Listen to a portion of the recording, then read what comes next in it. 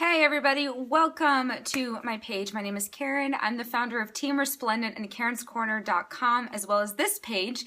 And I just want to share with you very quickly the importance of your weekend when it comes to your fitness goals. I feel like this is something I preach all the time and teach to all the ladies in my challenge groups, the importance of staying on track during the weekend. So the reality is, on the weekends, we're invited to more events. There's more tempting trigger foods all around us, and it's easier to be a little bit more lax, to be less disciplined in the choices that we make with our eating, or even with our workouts, like whether or not we do that. So I want to just give you a couple tips and then invite you at the end to something special with me. So in general, here are the things that I stick to every single weekend to make sure that I stay on track as much as possible with my fitness goals. And since pregnancy, these have been a little bit tougher, but because of the history I've had with discipline, I've been able to kind of stay on top of it as best as I can. So number one, don't skip your workout, especially if it's Saturday. Sunday's a day of rest for a lot of people, and we're going to get to Sunday in just a second. But if it is Saturday, do not skip your workout.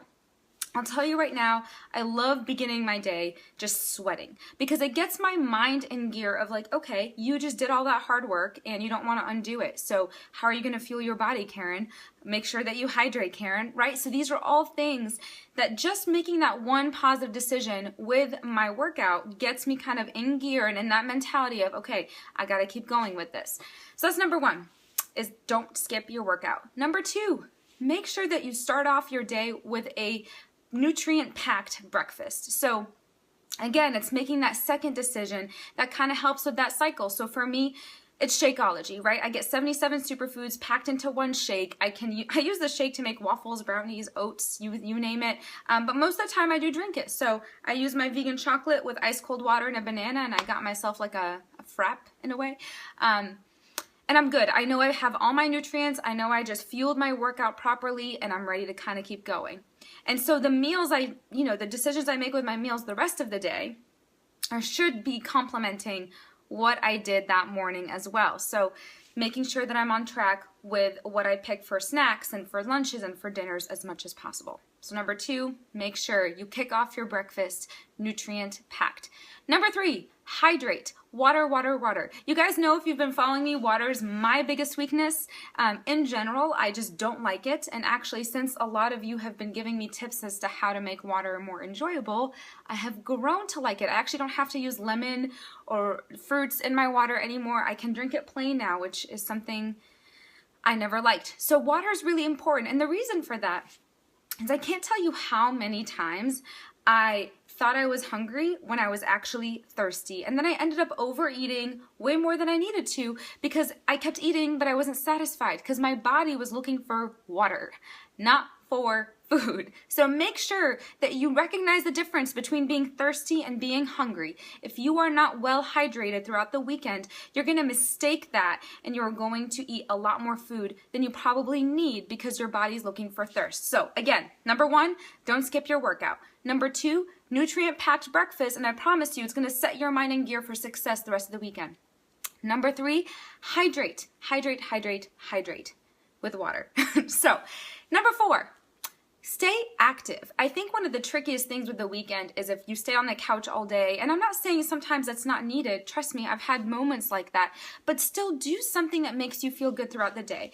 Once you work out in the morning, I don't want you just to have that mentality like, I can sit on the couch the last 20 hours or whatever of the day.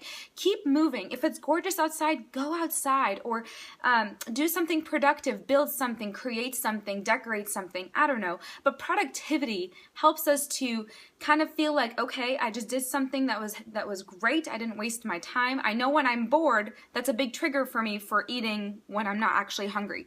Study yourself. Know your triggers. For me, it's when I'm bored, when I'm upset. I think those are the big, like emotional eating. That's gotten better over the years, but bored and upset tend to be those two things for me. So I want to make sure I'm not bored. If I'm resting and relaxing, that's different, but I want to make sure I'm not just wasting my time. So stay active throughout the day. And the last tip for you, if you're going to have a treat, make sure it's something you absolutely love and have it in the serving size it's supposed to be. So for me, there are a few treats I absolutely love. There are some things I kind of like I enjoy them, but I don't love them. And I save my treats for the things I absolutely love. And here's why. If I just have something I like, most likely what is going to end up happening is I'm just not going to be satisfied. I'm just going to keep trying more things until I have had something I love. So just, if you're going to pick your treats, pick them wisely, plan them wisely, and because it's not about deprivation. This is something I preach all the time in the challenge groups. We are not here to deprive. This is as much as possible a lifestyle, not a diet. I do not believe in diets. I yo-yo dieted enough of my life. I'm done with that, right? So stick to that 80-20 rule. 80% of the time your nutrition's on point, 20% you can veer off a little bit, but make sure it's something that you absolutely love and make sure it's within the correct serving size.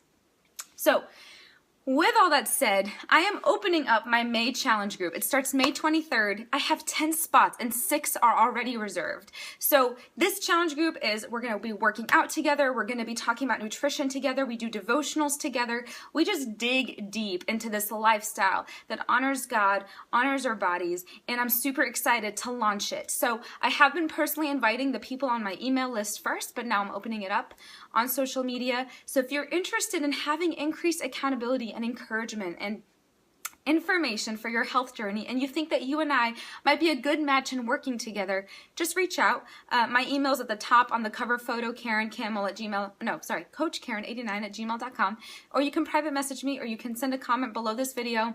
The whole point is that we are more successful when we partner up together.